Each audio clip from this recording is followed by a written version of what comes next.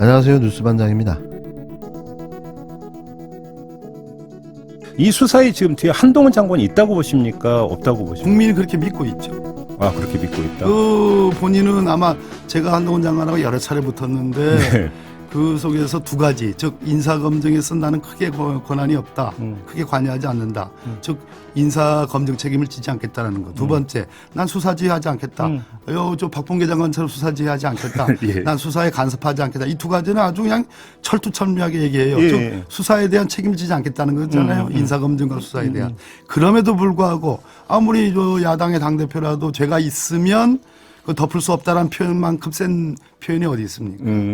죄가 있는지 없는지는 수사해봐야 알겠지만이라는 단서도 안 달고 질문에 죄가 있으면이라는 조건문이지만 그것은 굉장히 긍정적인 그 자체가 검찰에 대한 메시지다. 이렇게 메시지죠. 그리고 국민들이 그렇게 인식을 합니다.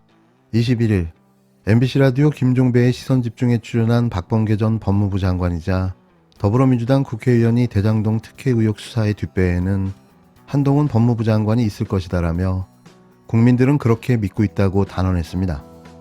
박 의원은 야당의 당대표라도 죄가 있으면 덮을 수 없다는 표현만큼 센 표현이 어디 있느냐며 죄가 있는지 없는지는 수사해 봐야 알겠지만이라는 단서도 안 달고 질문에 죄가 있으면이라는 대답은 조건문이지만 굉장히 긍정적인 검찰에 대한 메시지라고 말했는데요.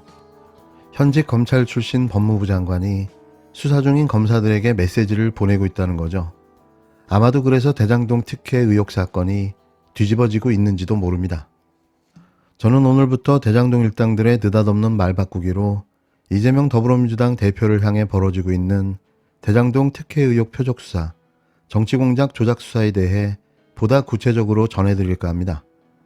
연일 말도 안 되는 소설을 써대며 명실상부한 검찰 조작단의 면모를 유감없이 보여주고 있는 윤석열 검찰 공화국의 친위부대들, 반드시 정적을 제거해 다음 대선에 출마를 못하도록 해야만 하는 그들로서는 온갖 조작과 음해로 모든 수단과 방법을 총동원해 이재명 대표를 없애야만 하는데요.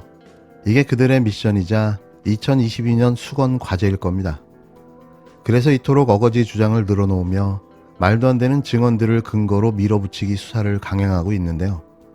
영화 한 편을 제작해도 부족함이 없는 시나리오를 가지고 말이죠. 이들이 과연 어디까지 나갈까요? 검핵관들의 브레이크 없는 폭주는 계속됩니다. 성남시, 당시 이재명 대표가 시장으로 있던 성남시가 이 사건에 있어서 그들에게 특혜를 준 게 맞느냐. 네. 통상적인 방식을 넘어서는 특혜를 준 게 네. 맞느냐. 그리고 특혜를 준 게 맞다면 이재명 시장이 그것을 어디까지 알고 있었느냐. 이 부분이 쟁점이었던 네, 네. 거고 그 부분에 대해서 이제 수사가 1차적인 수사가 있었잖아요. 네, 이미. 네. 예. 근데 지금의 수사는 그때의 수사랑 뭐가 다른 겁니까? 일단 수사팀이 네. 교체가 됐죠. 그러니까 첫 번째 수사는 지난해 그 10월부터 네. 시작된 수사인데 그걸 네. 1차 수사라고 한다면 1차 수사. 그러니까 예. 정권이 바뀌기 전이죠. 네. 1차 수사팀은 그런 특혜는 있었다. 예. 하지만 이 특혜를 준 사람에 대해서는 유동규 성남도시개발공사 기획본부장 네. 그리고 최용길 성남시 의회 의장 예. 이 두 명 정도로 특정을 했거든요. 그러니까 제일 윗선이 거기다. 네. 예. 특정을 했고 그 나머지 예를 들면 뭐 이재명 측 인사들이나 이재명 그 대표에 대해서는 네. 연관된 바 뚜렷한 물증이 없다는 게 네. 그때 당시 1차 수사팀은 그렇게 수사를 하고 재판으로 넘겼습니다. 기소까지 이미 다 된 상황. 지금 이미 재판이 한 1년 정도 이루어지고 있는데요. 예. 그 다음에 이제 그렇게 재판을 진행하고 있다가 이제 그 대선이 치러지고 네. 정권이 바뀌면서 네. 지난 7월 달에 수사팀이 대폭 교체가 됩니다. 네. 네. 이 바뀐 수사팀이 제일 먼저 한 게 뭐냐면 위례 아까 말씀드렸던 네. 위례 아파트, 네. 위례 신도시 개발을 파기 시작합니다. 어. 근데 위례 신도시는 사실 대장동에 비해서 사이즈가 굉장히 작거든요. 그렇죠. 예, 작은데 이 수사팀이 바뀌고 수사가 다시 시작되면서 갑자기 유동규 그리고 네. 남욱이 진술을 바꾸기 시작한 겁니다. 네. 그러니까 저희가 계속 보도를 해드렸지만 예. 유동규와 남욱의 그 여태까지의 뭐 예. 피의자 검찰에서 말한 피의자 신문 조서랄지 네. 아니면 약 한 수천 페이지에 달하는 정영학 녹취록이랄지 주요 물증들은 네. 기존에 이제 1차 수사의 결과 부합을 하거든요. 근데 유동규와 남욱이 네. 사실은 천화동 1호의 그 차명 소유자가 네. 이재명 측 인사들이다. 그렇죠. 라고 지금 말을 하고 있는데 네. 그럼 여기서 문제는 뭐냐면 기존에 그럼 자기들이 검찰이 같은 검찰이지 않습니까? 네. 수사팀 멤버는 바뀌었지만 네. 기존의 1차 수사 결과를 완전히 뭉갠 거예요. 새로운 이제 주장을 하고 있는데 그럼 그에 네. 따르는 진술이 나왔지만 네. 그럼 그에 따르는 새로운 물증이 나왔냐 이건 좀 더 좀 지켜봐야 될 것 같습니다. 그렇죠. 상식적으로 생각했을 네. 때 검찰이 자기가 했던 수사를 부정하고 뒤집었는데 네. 그럼 왜 뒤집었는지에 대해서 충분한 설명이 있어야 되거든요. 그렇죠. 근데 기자들이 계속 물어봅니다. 그럼 도대체 무슨 확실한 어떤 그 강력한 증거가 나온 것이냐라고 네. 하면 아직까지 답변을 하지 않고 있고요. 지금 네. 영장 실질 심사 과정에서 네. 검찰이 3시간 동안 브리핑을 했다고 네. 하는데 그 과정에서도 진술 외에 어떤 물증은 없었다는 게 이제 정진상 실장 네. 측 주장입니다. 21일 탐사보도 저널리즘 뉴스타파가 공개한 정진상 구속영장 입수 대장동 검찰 수사 정밀 분석편에 JTBC 탐사보도 팀장을 지낸 봉지욱 기자가 출연해 현재 벌어지고 있는 대장동 특혜 의혹 수사에 대해 언급한 내용인데요. 바뀐 건 정권과 수사팀 그리고 유동규와 남욱의 진술뿐인 겁니다. 어제였죠. 21일 대장동 특혜 의혹의 핵심 인물인 남욱 변호사가 새벽 구속기간 만료가 되면서 1년여 만에 석방됐습니다. 석방된 첫날 대장동 의혹 재판에 출석했는데 대장동 개발 이익에 이재명 시장실의 지분이 있었다고 들었다며 폭로 아닌 폭로, 진술 아닌 진술을 시작했는데요. 유동규 전 본부장 등에게 돈을 전하며 윗선, 그러니까 이재명 대표의 측근에게 갈 것으로 알았다면서 마치 준비된 듯한 폭로를 이어갔습니다. 구속수감 1년 만에 풀려난 남욱 변호사가 석방 10시간 만에 재판에 출석하면서 법정 폭로를 예고했는데요. 진술 태도가 바뀌신 이유가 무엇인가라고 묻는 기자들의 질문에 법정에서 소상히 말씀드리겠다고만 말했습니다.